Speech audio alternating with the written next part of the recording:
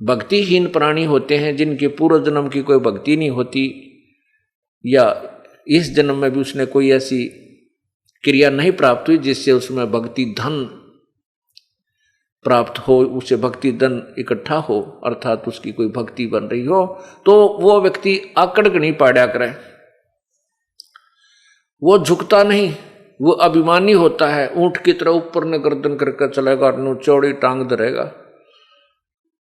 ऐसा जब तक तो हो सकता है पुण्यात्मा को ज्ञान ना हो, तो अनजानपने में कोई भी ऐसे अभिमान कर सकता है, कोई भी इस प्रकार की क्रिया कर सकता है। जब ज्ञान हो जाता है फिर उस पुण्यात्मा में वो प्रक्रिया नहीं रहती, वो सीधा एक सभ्य व्यक्ति की तरह चलता है, सभ्य व्यक्ति की तरह व्यवहार करता है, और उसके अंदर एक इतना गुण आ जाता है कि वो परमात्मा के दरबार में झुके बिना नहीं रह सकता। ये उसकी जैसे सरसों होती है, सरसों होती है, जब तक सरसों की फली कच्ची होती है उसकी कीमत नहीं बनती, उसमें दाना नहीं बनता, तो ऊपर को खड़ी रहती है ऐसे। और जो जितनी भी वो परिपक्व होती जाती है उसमें सरसों का दाना बन जाता है, उसमें वजन बन जाता है, उसकी वैल्यू बन जाती है, कीमती बन जाती है, तो वो झुकना शुरू कर देती है और अंत में इतनी झुक जाती है कि जमीन को छूने को हो जाती है। उसमें उसकी कीमत बन गई, सरसों के दाने उसमें भर गए फलियों में, वो कीमती बन गई।